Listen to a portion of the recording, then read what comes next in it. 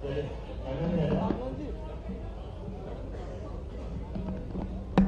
इस बात की प्रसन्नता है आज के इस 2 दिवसीय रीजनल कॉन्क्लेव में हमारे साथ हमारे भारत सरकार के यशस्वी मंत्री माननीय अर्जुन मेघवाल जी भी यहाँ मौजूद हैं, जिनके माध्यम से हमने उद्योग जगत में कानूनों को लेकर के जो बदलाव माननीय मोदी जी की सरकार ने किए हैं, माननीय मोदी जी की सरकार में हुए, वो उनकी जानकारी भी हमने दिलवाई है।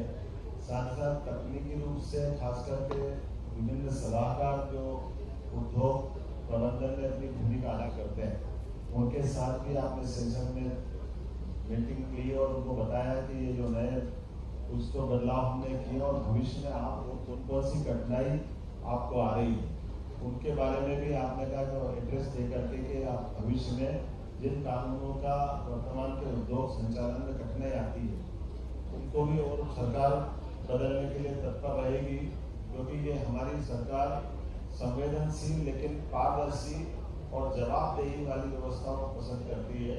मुझे इस बात की भी प्रसन्नता, मेरे साथ अर्जुन मेघवाल जी के साथ साथ गौतम केटवाल जी भी मंत्री हमारे मेरे साथ प्रदेश सरकार के मंत्री हैं।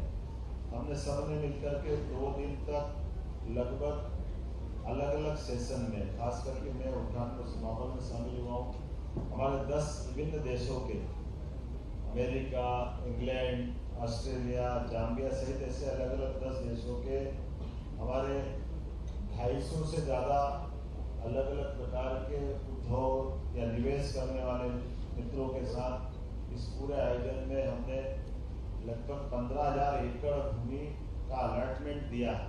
हमने अपने लैंड बैंक 1 लाख एकड़ भूमि का लैंड बैंक हमारा बना हुआ है, जहां हम बिजली आवश्यक वो सारी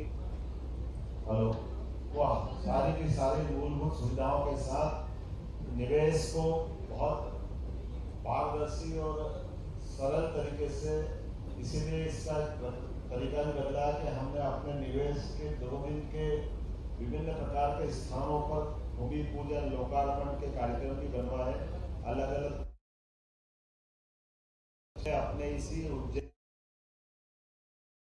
हमारे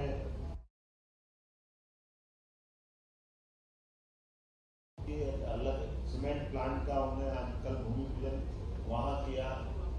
रीवा, जबलपुर, ग्वालियर, सागर, सतना, पन्ना, जहाँ जिस प्रकार के उद्योग की बड़ी यूनिट लगना थी उसके लोकार्पण भूमि पूजन का। लेकिन मैं आपको बताना चाहूँगा कि फिर भी 100 से ज़्यादा फैक्ट्रियाँ अभी लगने के लिए हम समय नहीं दे पाए।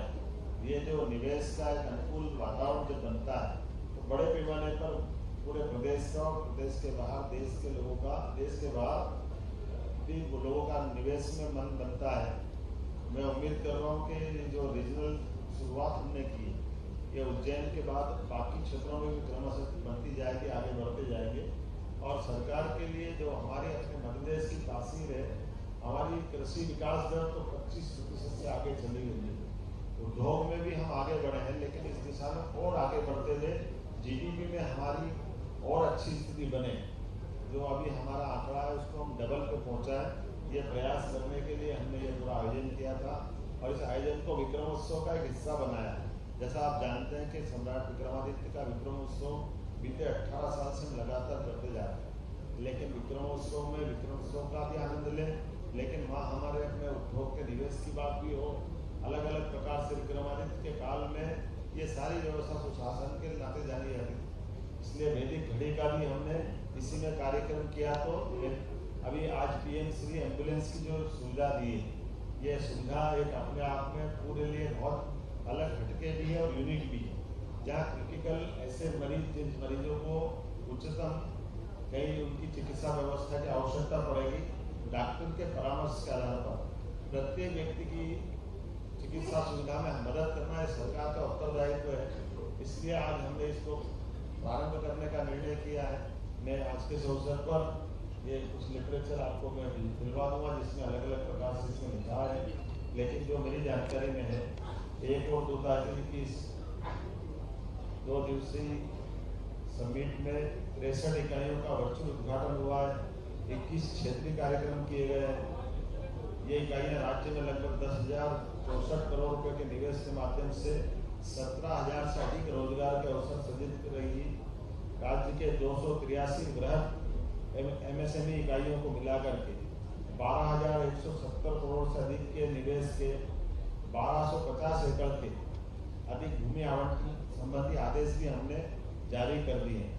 अदानी ग्रुप ने विभिन्न क्षेत्रों के लिए 75,000 करोड़ के निवेश की उन्होंने घोषणा की। पेप्सिको द्वारा विक्रम उद्योगपुरी में 1250 करोड़ रुपए का निवेश करने की घोषणा हुई है। इस निवेश से 500 रोजगार के अवसर मिलेंगे। LTI माइंडट्री के मध्य प्रदेश शासन के साथ एक MOU पर हस्ताक्षर हुए हैं। सुपर कॉरिडोर इंदौर में उनके प्रस्तावित परिसर में 500 करोड़ के निवेश करेंगे और IT की नीति के अंतर्गत 10 एकड़ की जमीन हमने इंदौर के लिए आवंटित की है, जिसमें 10,000 से ज्यादा रोजगार के अवसर भी हमारे अपने यहाँ के होनहार बच्चों को मिलेंगे। 20 से अधिक औद्योगिक समूह द्वारा 1-to-1 बैठक की गई है। 17,000 करोड़ के निवेश के प्रस्तावों पर चर्चा हुई है। 880 इकाइयों द्वारा विभिन्न क्षेत्रों में 1 लाख करोड़ से अधिक निवेश करने के लिए इंटेंशन टू इन्वेस्ट प्रदर्शित किया गया है। मैंने एयर एम्बुलेंस की बात तो रखी दी है। हमने कोशिश की कि ये पूरा आयोजन खास करके हमारी वर्तमान की कृषि, खाद्य प्रसंस्करण, खनिज, इंजीनियरिंग, कपड़ा, IT, इलेक्ट्रॉनिक्स, शहरी अधोसंरचना और भी अन्य क्षेत्रों में जहाँ जहाँ भी निवेश की संभावना है, वो सभी को समेकित रूप से एक ही छतरी के नीचे ये कार्यक्रम करने का प्रयास किया था। और इसी के माध्यम से सरकार की प्रत्येक जिले के उत्पाद को लेकर के ODOP और अन्य उत्पादों को लेकर के बढ़ावा देने के लिए हम लगातार बायर सेलर बैठक करके इस दिशा में भी हमने काफ़ी लोगों के लिए ध्यान आकर्षित कराया है। मैं उम्मीद कर रहा हूँ कि आज के इस अवसर पर जो 2,500 से ज़्यादा हमारी ये बैठकें हुई है, इसका रिजल्ट बहुत जल्दी सकारात्मक आएगा। इस आशा के साथ मैं माननीय अर्जुन मेघवाल जी को ये माइक देता हूँ। वे अपनी कुछ कानूनों को जो हमने समाप्त किया थोड़ी संक्षिप्त में जानकारी देंगे। माननीय अर्जुन मेघवाल, मंत्री भारत सरकार। धन्यवाद मुख्यमंत्री जी, साथियों सबको। रीजनल इंडस्ट्री कॉन्क्लेव जो उज्जैन में आयोजित हुआ, उसके जो प्रतिभागी थे वो अधिकतर इंडस्ट्री से जुड़े हुए थे, एंटरप्रेन्योर थे, व्यापारी थे, ट्रेडिंग एक्टिविटी से जुड़े हुए थे, सर्विस सेक्टर से जुड़े हुए थे। तो सबसे जुड़े हुए हमारे 4-5 ऐसे कुछ इंटरवेंशन हुए हैं ministry of law and justice में नरेंद्र मोदी जी के नेतृत्व में, वो सबके लिए उपयोगी है। जैसे हमने आर्बिट्रेशन लॉ में अमेंडमेंट किया और एक इंटरनेशनल लेवल का एक आर्बिट्रेशन सेंटर हमने बनाया।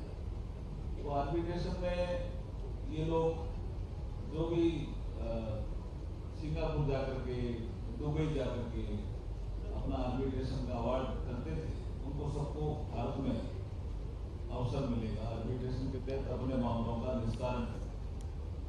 इसी तरह से हमारे मीडिएशन लॉ में भी अमेंडमेंट हुआ नरेंद्र मोदी जी के नेतृत्व में, पिछले सत्र में हुआ।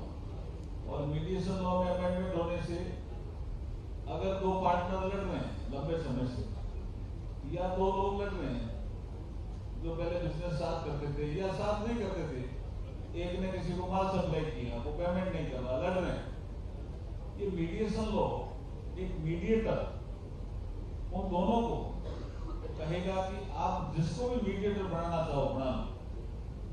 ऐसा नहीं है कि पहले कोई मीडिएटर बनाते नहीं थे, बनाते थे, लेकिन लीगल सेंटिटी नहीं थी। तो जब लीगल सेंटिटी नहीं थी तो कोई लोग नहीं मानते थे, तो फिर वापिस कोर्ट में जाते थे।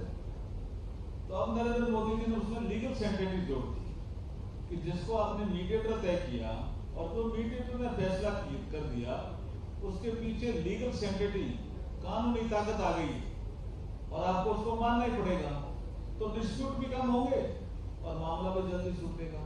जैसे माननीय मुख्यमंत्री जी ने कहा कि ऐसे बहुत से कानून थे जो अंग्रेजों के जमाने से बने हुए थे, उनकी आवश्यकता नहीं थी, उन कानूनों को हमने समाप्त किया।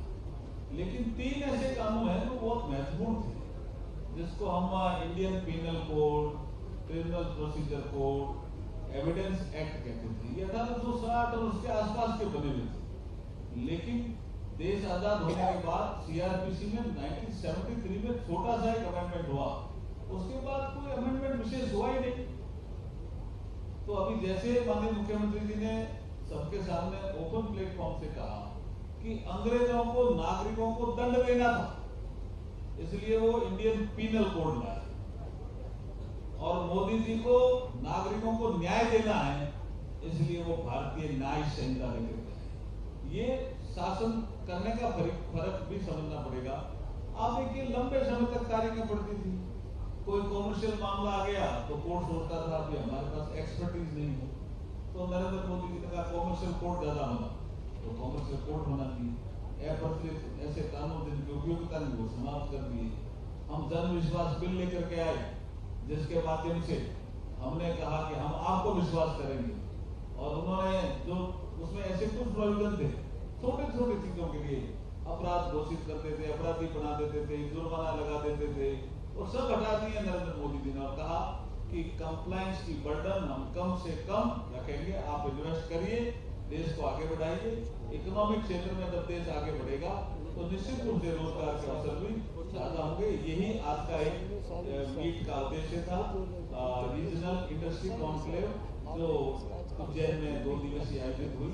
मैं उसके लिए पुनः मुख्यमंत्री जी का भी धन्यवाद करता हूँ, मुझे बुलाने का भी धन्यवाद करता हूँ। थैंक